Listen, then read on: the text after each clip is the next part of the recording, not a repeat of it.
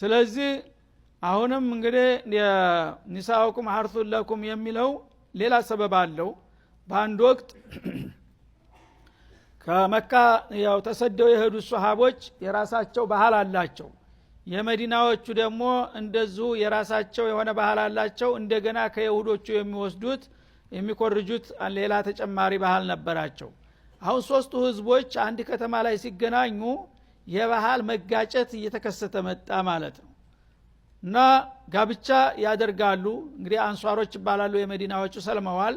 ከመካ የመጡት ሙሃጅሮች ናቸው። ብዙ ጊዜ ቤታቸውን በተሰባቸውን ትተው ስለመጡ አዙቢ ናቸው ሙሃጅሮቹ። እና አሁን ከአዲሱ ማህበረሰብ ጋር ለመቀላቀል አንሷሮችን ማግባት ጀመሩ ማለት ነው። ያኔ በሚያገቧቸው ጊዜ በደስታና በመከራ ባህል አለው ማንኛውም ህዝብ። ያ ባህላቸው እየተጋጨ መጣ ማለት ነው። እና ከዛ ከባህላቸው አንዱ የመካ ሰዎች ወንዶች ግንኙነት በሚያደርጉ ጊዜ ሴቶችን እንደፈለገ ነው የሚጠቀሙት ማለት ነው።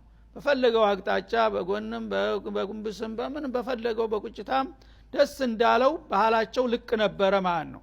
የመዲናዎቹ ግን ከይሁዳ በመኮረጅ ቁጥብ ነበሩ ማለት ነው። እና ጨዋ በሆነ መልኩ የሚል አቋም ነበራቸው ማለት ነው። በጎን ብቻ ተኝቶ እንጂ ቁጭ ብሎ ወይም አጎንብሶ ምናምን የሚባል ነገር አንቀበልም አሉ የመዲና ሴቶች፣ ባህላቸው ስለማይፈቅድ ማለት ነው። የመካ ወንድ ደግሞ እንደለመደ እንደፈለኩ እንት ማለት አለብኝ አለ። ፍጥጫ ተፈጠረ ማለት ነው። ይሄ ጊዜ ተመልከቱ። ይሄ ነገር እንግዲህ ሚስጥር ነው፣ በባልና ሚስት መካከል የሚደረግ ነገር ነው። ግን አላህ ይሄን ሁሉ ሚስጥር ስለሚያውቅ ችግር በተፈጠረ ቁጥር ሰዎች ያላወቁትን የደበቁትንም ሳይቀር አውጥቶ እልባት ይሰጠዋል በመመሪያው ማለት ነው። አሁን በዚህ መልክ ሲጋጩ ነብዩ ጋር መተው ሊጠይቁ ነው ማለት ነው። እንደ አይነትም ጥያቄ ይመጣልሃል። ነብዩ አይናፋር ስለሆንክ አፍረህ አንገትክን እንዳደፋ፣ ይሄም መፈታት ያለበት ችግር ነውና በዚህ መልክ ከመጡ ምን ማድረግ እንዳለባቸው ንገራቸው ይላል ማለት ነው። እና መልሱ መኮችን የሚደግፉ ነው መጣ ማለት ነው። ኒሳኡኩም ሐርሱን ለኩም ፈቱ ሐርሰኩም አናሽቱም። ሴቶቻቸው ያው የግል ባለቤቶቻቸው እስከሆኑ ድረስ ሁለታቸውንም በሚያስደስት መልኩ በፈለጋችሁት መልክ መገናኘት ትችላላችሁ።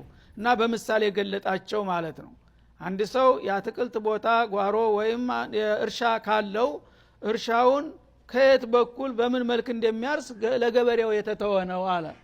እና በቀኝ በኩል ጀምር በግራ በኩል ጀምር አይባልም። ገበሬው በሚቀናው መልኩ በሚፈልገው መልኩ ያርሳል። አሁንም ሴቶች ባላችሁ ባዘዛችሁ መልኩ መተባበር አለባችሁ የሚል መመሪያ ሰጠ ማለት ነው። ምክንያቱም መጀመሪያውኑ ያ ሙቀየድ የሆነው ባህል የነሱ ባህል አይደለም፣ ከይሁዶች ኮርጃ ያመጡት ነው። ከይሁዳ ተመኮረጅ እስላም የራሱ መመሪያ ያለውና ባልሽ በሚፈልገው መልኩ ማስተናገድ ያለብሽ ባይሆን በሐርሳላ አንድ ትልቅ መረሳት የሌለበት ነገር። አንዳንድ ባለጌዎች ሉጥይ በሆነ መልኩ መገናኘት የሚፈልጉ አሉ። ያ እንደማይፈቀድም ለመጠቆም በአዝመራ ቦታ አለ ማለት ሲዘራ ውጤት በሚያመጣበት ቦታ ልጅ በሚወለድበት መስመር እስከሆነ ድረስ ከዛ በፈለገው በግራ በቀኝ በቁጭታ በቁም ቢሆንም ችግር የለም ባልሽ መልክ ማድረግ አለባችሁ ብሎ መልስ ሰጠ ማለት ነው። አናሽቱም ማለት ከይፈሽቱም በፈለጋችሁበት አቅጣጫ። ግን በፈለጋችሁበት አቅጣጫ ተብሏና በዛኛው መስመርም እንዳትሉ ለአዝመራ በሚበቅልበት አለ አላህ Subhanahu Wa Ta'ala ፍሬ በሚወጣበት ነው እንጂ በዛኛው መስመር አይፈቀድም ማለት ነው።